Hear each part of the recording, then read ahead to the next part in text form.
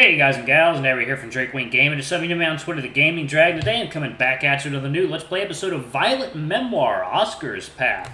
Oh, let me go ahead and rename that, Oscar. There you go.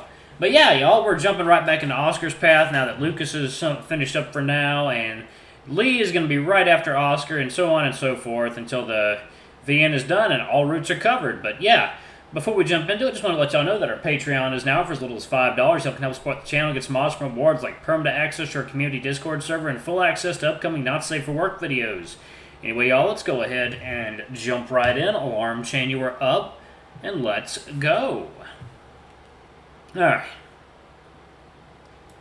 Alright. Did all that really happen? I doubt it. Lee's voice is surprisingly unperturbed. It's as if this entire thing doesn't faze him in the slightest. How are you so calm? Did we really go to that hospital? Calm down. It's probably just a dream we all had. Things have been getting to people lately. I'm sure it's fine. We all just happened to share a dream? I feel like I'm going crazy here, but Lee just shrugs like everything just makes sense. As soon as we woke up here, he just assumed nothing weird happened, but surely something did. Didn't it? I don't think it was a dream. I know some guys hid some stuff in the corners of this place. There are no cameras down the ends of the aisles, so plenty of guys think it's better to do stuff here than to get caught at their dorms. We probably ended up whiffing some of that and tripping balls. I know my roommate got out here once because some guy across the shelf from him was hitting some shit. That sounded more likely than us happening to share a dream, but what are the odds of that happening? Plus, the whole thing just felt so real and so similar to that dream I had in the classroom on Wednesday. Both of them took me to this insane, twisted world. What if it wasn't a coincidence? But how did we all hallucinate or dream the same thing? We probably just influenced each other. Even if we weren't drugged, someone muttering in their sleep might affect the rest of us who are sleeping as well. Lucas doesn't sound as confident as the rest of them, but I doubt he believes something truly strange happened.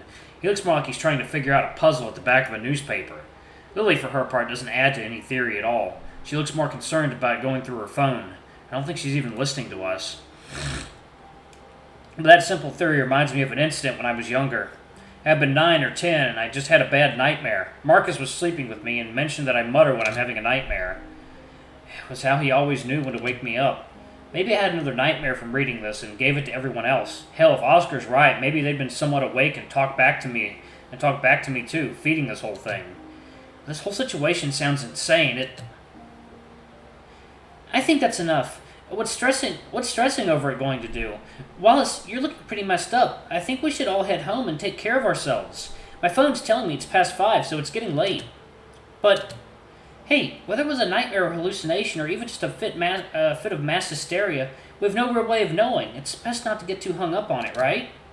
And despite all the protesting I want to do, she's right. This is likely just a fluke, and the odds of us ever finding out what happened are next to nothing.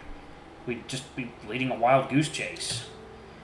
Let's just go home and chill for the night. No more reading the diary, though, okay? I'll take it with me if I have to. I won't. I promise. Good. Do you think someone could stay with you, or you stay with someone else? I don't really want anyone alone tonight. Does everyone else have someone at home? We all look at each other, waiting for someone else to go first. The easiest and most obvious answer decides to take initiative and speak first. I have my sister at home. I wouldn't worry about me, but I got her.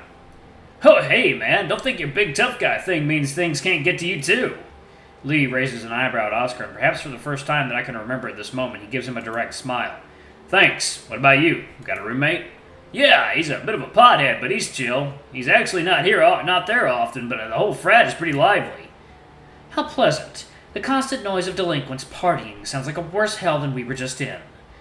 At the route of whatever we were in back in the normal everyday library, Lucas is looking much better. In fact, the only ones that still look shaken at all are Lily and me. She's faring a lot better than I am. No wonder she's worried about me so much. I must look like a mess. I got my roommate. He doesn't have theater club today, and so he'll already be home tonight. He doesn't go out on Thursdays. And he's a theater boy, too. Yeah, it just keeps getting more and more interesting. He's actually a dancer. He's part of a dance club, too, and tends to perform dance routines for musicals. God damn, sign me up! Everyone ignores Oscar after that. Not that he looks too surprised. I can imagine he's going to poke at Lucas about his number later. I can just tell. Hopefully if they do something, Lucas isn't home to catch them. Taking out. Water time. Alright, I think I'm out of water. It looks like everyone's got someone to be with. That's good. My dad's going to be home tonight, so I'm fine. All that's left is Wallace, and after 2 days like that, I don't want him to be alone. I'll go chill over at his place. I don't think he's ready for the frat. Might be too much for the little guy. I doubt I'd even be allowed to get him there, but I can try if I want to. He's not going to your frat. See?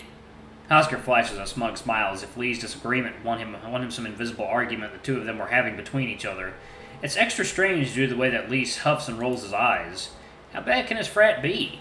Just a place where guys go to live, right? Sure, it would be a bit rowdy. But it's not like people are having orgies and doing drug parties all night. Well, I think they aren't. I hope they aren't. Maybe it would be best if he just came over. Regardless, I don't think Lee would have let me go there anyway. If the stern gaze he's giving Oscar is any indication. Oh, I got an idea. My thoughts are cut short by the sheer energy that Oscar jumps out of his seat. Oscar jumps out of his seat, almost smacking Lucas in the face with his tail in the process. Christ, what's wrong with you? Oh, sorry, Grumpy. Got a little too excited there. Whatever, it's fine. Looks like he decided that it's better to just ignore Oscar's antics than trying to engage him on every little thing. Actually, I think it's more likely that he's getting used to this. Oh, what was your idea? Lee comes to the rescue of everyone. We're getting seriously derailed there. Even I forgot what we were talking about for a bit. I expected him to still be glaring at the Otter, but he looks genuinely interested in what Oscar has to say. I guess he's just happy with any alternative to me staying inside the frat and dealing with whatever's in there. I can invite Selwyn over and we can make a big old sleepover. Even Grumpy can join if he wants to. Who's Selwyn? Is that your mute friend that you mentioned at lunch? Yeah, he's a real great dude. Wallace met him yesterday. I think he'd enjoy having more friends over, and I think Papa Bear wouldn't like me and Wallace alone in his apartment. From the looks of it, Lee isn't entirely trusting of this idea either. I can't say it's too surprising. Oscar's basically asking him to let a total stranger spend the night with the two of us. I don't really know much about Selwyn. I only met him for a little bit yesterday, but he seems like a good guy. After all, he convinced me to go talk to Oscar to try and cheer him up. Excuse me, so it can't be that bad. Plus, I wouldn't mind learning more about him. Are you okay with that, Wallace? Yeah, we chatted yesterday. When we chatted yesterday, he seemed pretty nice. He and Oscar get along really well, too. I think that might help keep the mood high. That's always a plus to having a sleepover with friends. I wish I could join you, but I don't think my dad would approve of that. Sounds like Lily's all for the idea, and Lee doesn't object to it either, just giving a silent nod of acknowledgement. The only one who's not in full approval of the idea is the fox, whose lips are pursed. I'd rather head home for the night. I feel like I wouldn't get much sleep with him around. There's no arguing from the Otter, though he does give a pout as soon as he catches us looking at him. It's obviously fake. Not even Lucas is believing it, but it's enough to bring a giggle out of Lily and a smile to my face. Looks like that's all sorted out then. She smiles, and just like that, everyone packs up to leave. It's unceremonious, but that makes sense. It was just a normal day at the end of things. But I can't shake this nagging feeling that there's more to that dream than just a simple nightmare or hallucination. I just felt a little too specific. There's nothing I can do to prove it, though. Lily's right, after all. Even if there was something weird going on, it's not like I can do anything about it. Resigned, I lift myself off the chair and am ready to head off to my hopefully calm night. Though, knowing some of my company, it might not be so calm. Before I can follow everyone down the aisle towards the entrance, I'm stopped by a hand on my shoulder. It's Lily, and her expression is hard to read, closer to a mixture of uncertainty and worry than any single emotion. Hey, just don't stress too much about today. I know you're in good hands, but don't overthink about what happened. Like, no, it is break time. Okay. It's just that, I know, it's bothering me too, and there's some stuff I got to do tomorrow, but maybe we should meet up tomorrow night. Maybe do something as a group. Little party or go to a club. Just, college it up, I think that would be nice. Thanks. You're a really good friend. I try my best. Now, don't be a stranger. With that, she bumps our butts together before skipping ahead, only stopping when I don't follow after her. Come on, your knight in shining armor is outside. You don't want to leave him waiting. I don't think Oscar is a knight. I don't know. I think he has his moments. I bet he'll sweep you off your feet if you asked. Unable to argue with that, I opt to just follow after her, ignoring the burning sensation crawling onto my face. She doesn't even try to hide her chuckling, but it's playful enough that I can't stop but smile. I'm barely able to take a step outside before something all but tackles me, nearly taking me off my feet.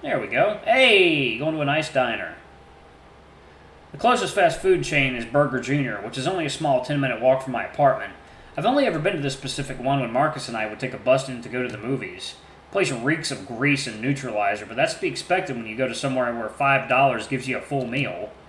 None of us were under the illusion that this place was pleasant to be in, but thankfully it isn't as busy as most nights, which isn't saying much because half the tables are still full. Good thing we didn't bring Lucas to this place. Alright, I'm going to go ahead and pause it right there. Thank you all so much for watching. Don't forget to like, comment, subscribe, ring that notification bell, and check out our Patreon if you can. It always helps. Anyway, I love you all. I'll see you all in the next video. Bye-bye!